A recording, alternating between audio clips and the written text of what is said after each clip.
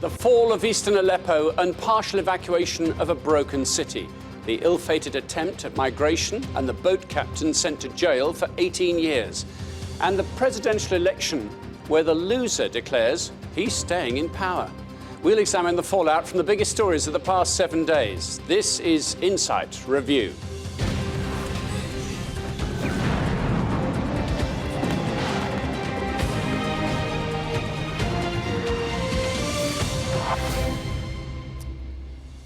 Welcome to Insight Review, our look back at the stories that have dominated the headlines for the past week.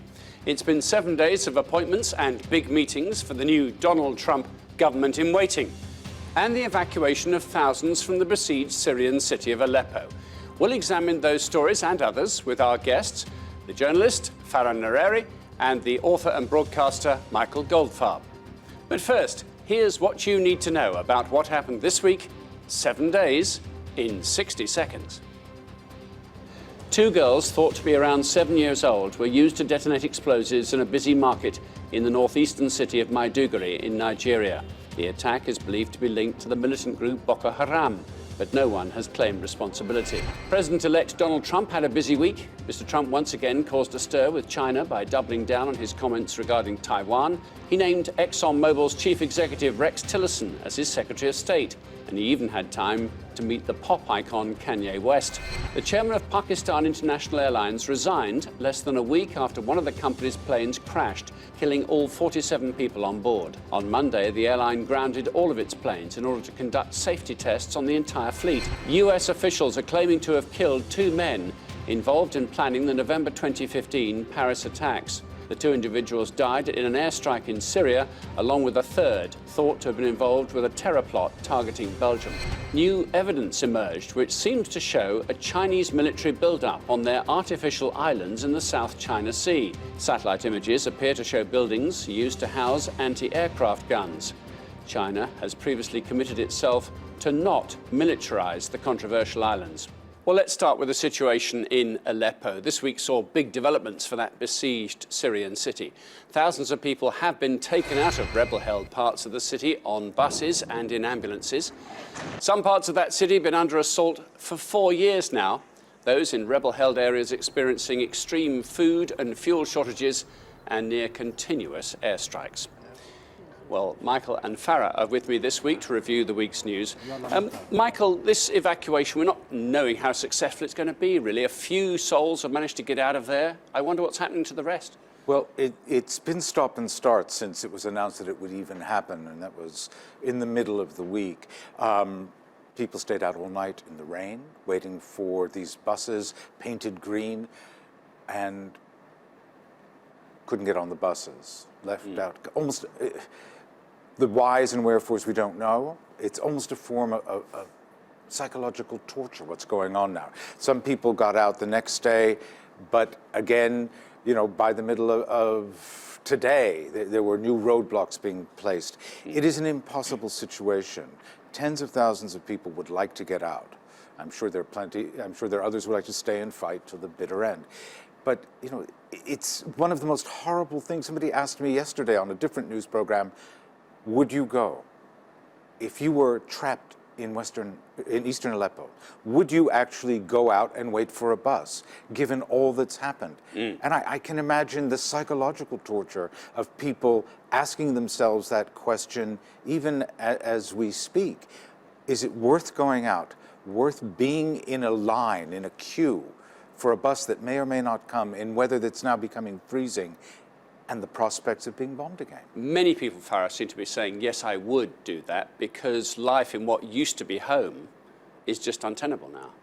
Yes, I mean, if you look at Aleppo today and you look at the images of Aleppo, they really, really remind you of the very starkest images of wartime Europe. I mean, we are reminded of Dresden and we are reminded of Guernica. This is something just absolutely heartrending when you think about the fact that this is Syria, what used to be Syria's largest city, and a city with a 1,000-year heritage.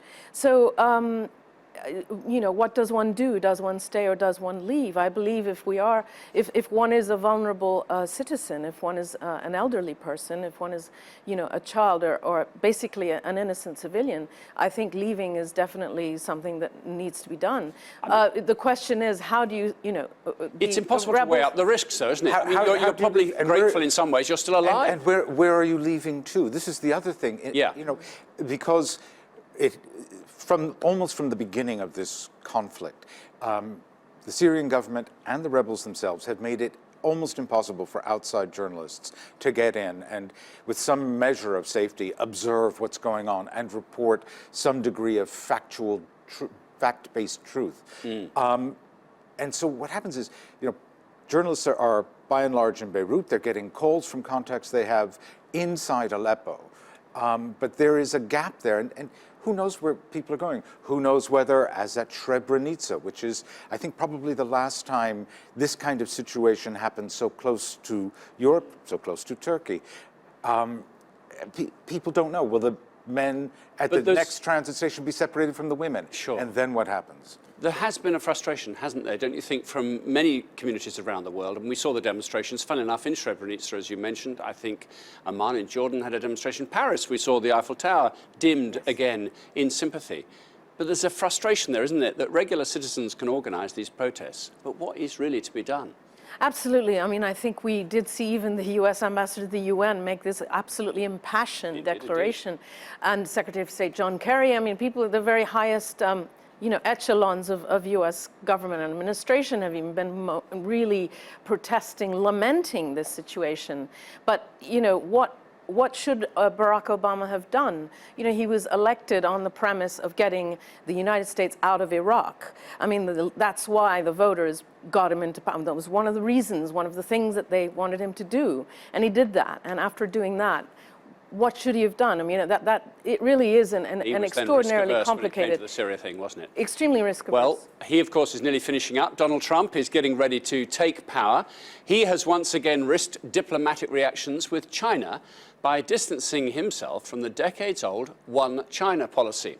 The diplomatic spat stemmed from a phone call Trump had with the president of Taiwan, Tsai Ing-wen. Since then, he said he didn't understand why the US had to be bound by the One China policy. Oh, Farah, that's a bit of a change. This has been going on for decades, hasn't it? Yes, I mean, it's one of the diplomatic, bizarre sort of twists of this pre-inauguration situation that we're seeing. Do we reckon he really didn't know? Or do you think he decided he didn't care? No, I think Donald Trump, in my opinion, is using this as a kind of bargaining chip to sort of eke out trade concessions from the Chinese. As you know, he was elected by a vast number of millions of Americans who were extremely frustrated by China and by the cheaper cost of labor, the cheaper cost of making things, and who really see China in a way as a culprit for the situation and the predicament they find. So taking a call from the Taiwan leader was a provocative act. It was definitely a deliberate provocative act. Yes, I think it was. What Donald Trump will do once he is actually inside the Oval Office and once he's gone through the inauguration remains to be seen. I think that, there is he's letting the fireworks off now. Do you think, Michael, while he can? There was a film 40 years ago called The President's Analyst.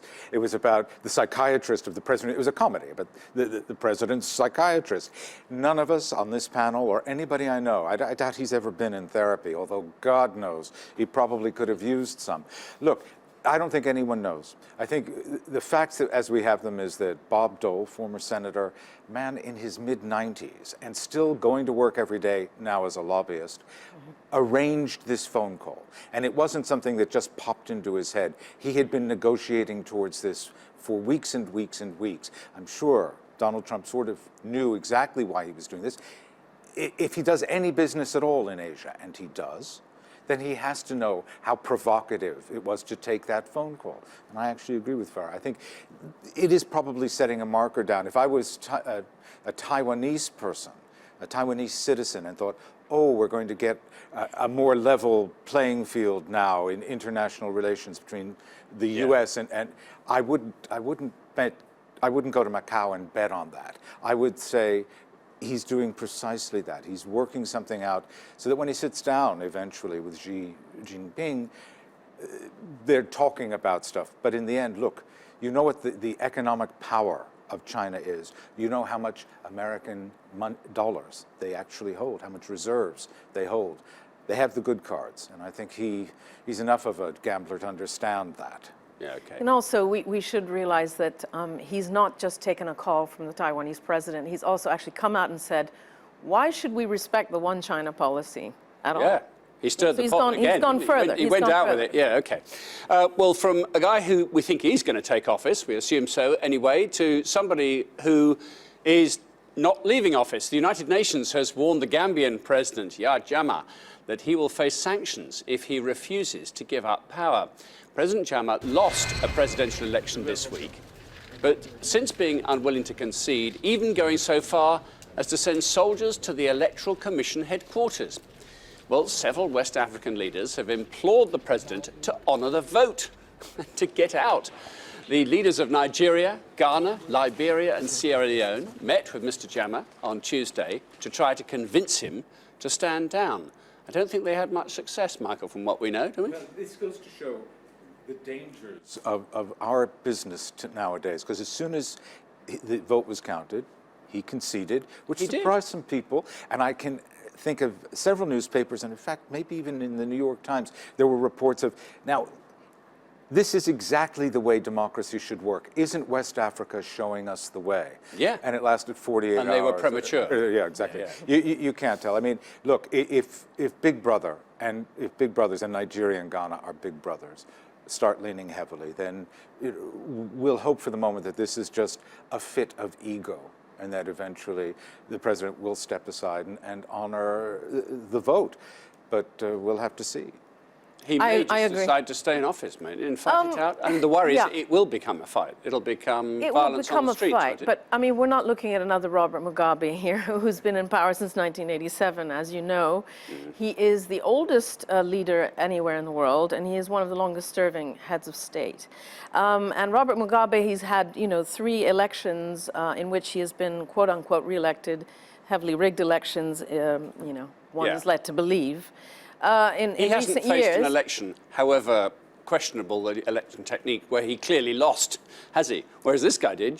President Jammeh he did. Lost. Everyone agreed he lost. He even agreed he lost for 2 days. All the more reason for him to, I think, eventually, I mean, right now this is looking a little bit like a farce, and you can't really underestimate the man who's his opposite number, who has been elected, who stood up and said, by the way, this man, as we all know, is a real estate agent now, but he used to be a security guard at Argos here in London, the retailer. And he's basically stood up and said, I'm going to proclaim myself the president on Inauguration Day in January because I've been elected. So, I think this He's being patient. He's not trying to inflame things still further, is he? No, but, the president is inflaming, or the current president is inflaming things by putting extra troops out on the street. It's difficult to know what to call them now, isn't it, really? But anyway, okay, another story we'll keep an eye on, I suppose, over the coming days. Thank you for the moment. This is Insight Review. Coming up, the smuggler responsible for the deaths of more than 700 refugees.